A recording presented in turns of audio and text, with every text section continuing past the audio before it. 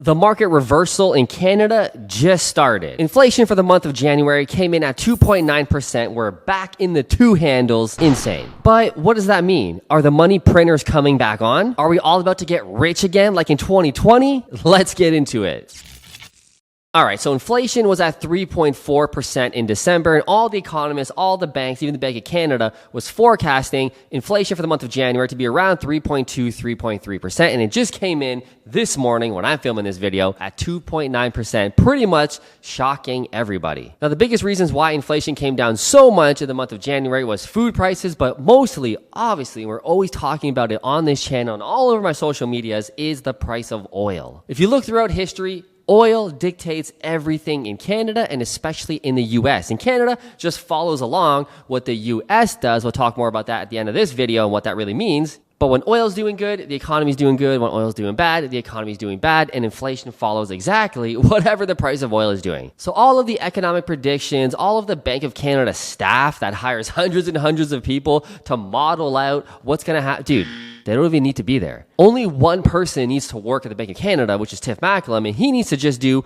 whatever the US does. Whether they hike rates, cut rates, like no time in history has Canada deviated from whatever the US did, except for one time in 2015, and it was a minuscule cut. Other than that, Canada just does exactly whatever the US does. Now again, not shockingly, shelter makes up about 40 to 50% of CPI, and if you add in rental housing, it's upwards to 60% is all around real estate. So oil, food, eggs, milk, services, photography, all those things, it doesn't really matter. 60% is real estate. What do we know now? Real estate is unaffordable, making it super expensive in the economy. Now, what's really, really interesting in Canada is that we account for mortgage interest costs in our inflation. Our friends down south in the US don't do that. And as we know, and I'm always banging on this channel, is that inflation came out at 2.9%. Fantastic. Interest rates are so high, making housing more costly, mortgages more costly. If we were to strip out mortgage interest costs, which a lot of economists are saying we really should, especially this morning when this report came out, tons of economists were saying, okay, guys,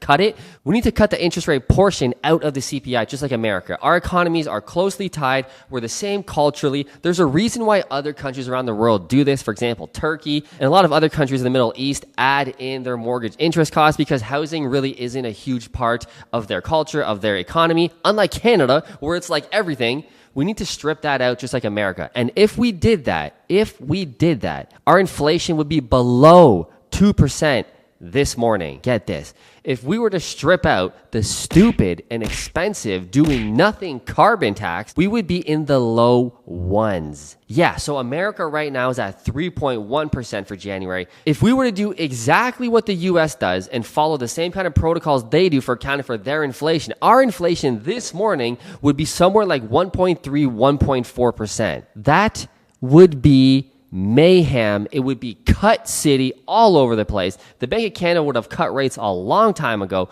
but here's the thing. They can't do that. Maybe there's a reason why they do this. Because they can. Unfortunately, with all this stuff going on, our GDP being net zero, we're losing jobs like crazy. That job report that came out last month that said, we made 35,000 jobs. Okay, if you look into the data and peel the onion, as we always do, the vast majority of all of those new jobs were government jobs, public sector jobs, which we don't need. And the private sector jobs that were created were part-time jobs. We actually lost 12,000 full-time private sector jobs in the last jobs report that everybody's freaking out about, going, ooh, Canada's not doing that bad, just like America. Canada is like falling off a cliff because interest rates are too fucking high. But Tiff Macklem's hands are tied, like I said, because the Fed in the US doesn't really have a reason to cut rates just yet. Oh, it's coming. It's coming. This deflation effect that's happening in Canada is coming to the US as well. It's just that there's such a large country with so much going on. It's just masquerading that the economy is looking good, but they're also coming into deflation. But the Bank of Canada can't really cut rates until they do, because if they do,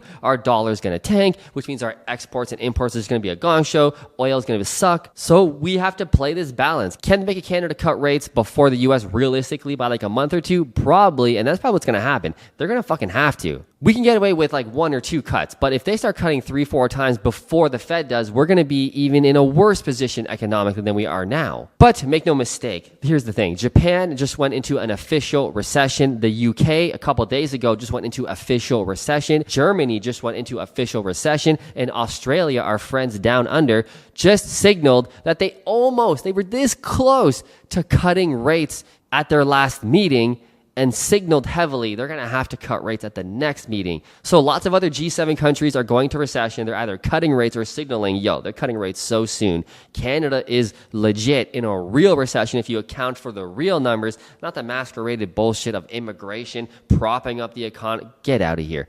We are in a recession. The Bank of Canada should theoretically start cutting rates like crazy if they don't want Canada to fall apart and go into a deep depression. I just don't see how that's going to happen. But make no mistake, the Fed is going to have to cut rates sooner rather than later. We're talking months, 3 months, 4 months, 6 months max.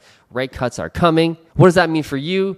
I don't know. Depends on your situation. Depends what your job is. Depends how secure your company is. But one thing you need to know for sure is that you need to start investing in more things. Inflation is eroding and killing your money. It's causing fear in people about their jobs. You need to invest in solid assets. Why? Because inflation is always going to be here and it's coming back. Eventually, we're going to have some sort of a surge in inflation. We just do. We always do. And when you hold assets such as real estate, such as the S&P 500, such as gold, if that's your thing, such as Bitcoin, these are the things that are going to